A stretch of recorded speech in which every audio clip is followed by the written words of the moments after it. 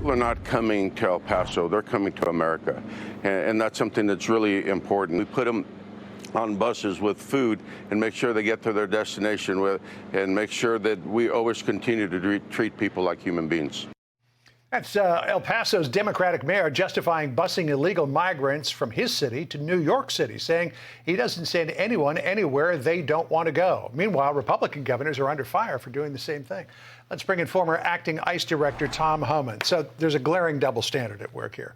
Oscar Leeser is sending people from his city, El Paso, which is overrun, to New York City, and nobody is saying boo about it. And meantime, DeSantis, Abbott, Ducey are getting ripped by Democrats for doing exactly the same thing.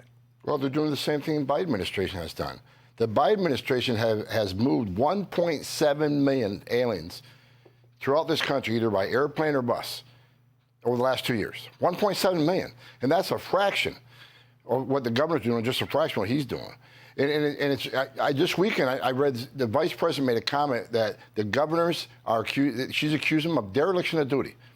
The border czar accusing somebody else of dereliction of duty, when we're going to hit about 2.3 million illegal entrants this year. Add 1.7 from last year. 4 million illegal encounters since she's been border czar.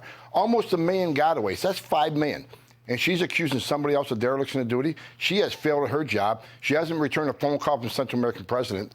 She hasn't done a single thing to slow the flow. 19th of the month, we usually get the border numbers for the previous month by now. We still don't know what August was. There'll be over 200,000. That's insane. I mean, yeah, another record. It was 209,000 last August. So you think we're in for something similar? No, exactly. But you need to understand, when the counters go down, that means the gotaways go up. Yeah. Because the detailing agents down, so up to 70% of agents off the line, it just means more gotaways. All right, so let's get back to this idea of people being bused to cities and whether or not the cities can handle it. Here's what D.C. Mayor Muriel Bowser said last week about it. We're not a border town. We don't have an infrastructure to handle this type of a level of immigration to our city. We don't have the ability. We're not Texas. So analyze what she said. Texas does get money from the federal government to handle people who come across the border illegally. But does Texas have the infrastructure to handle the number of people who are coming across the border?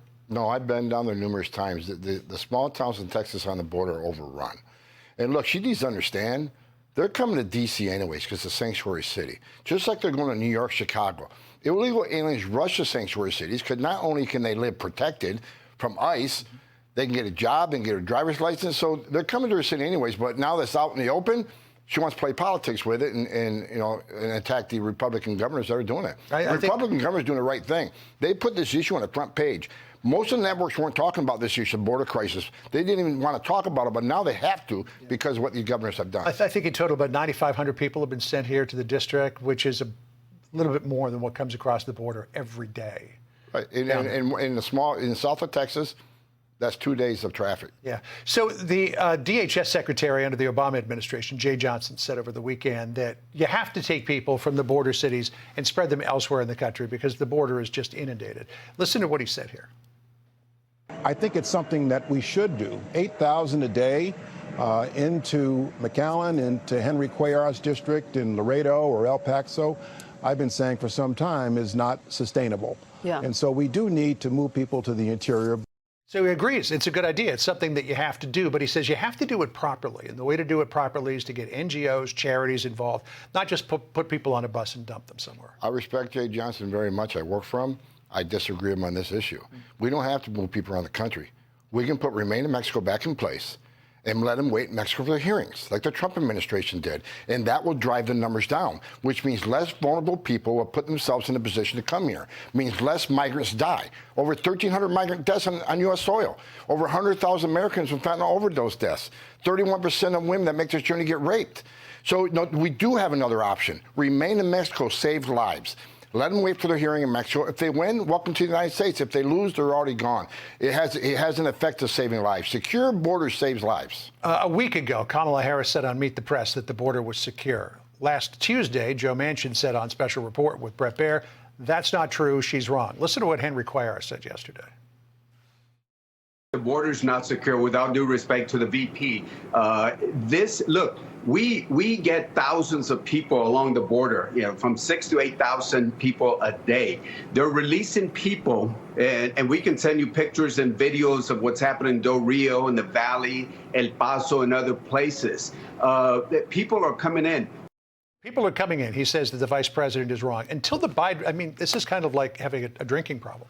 Until the Biden administration admits that there's a drinking problem, a border problem, an immigration problem, will they be able to do anything about it? They don't want to do anything about it. And Henry Cuellar, he's been a representative down in the border states for a long time. He knows the border. He lives at the border. He's speaking the truth.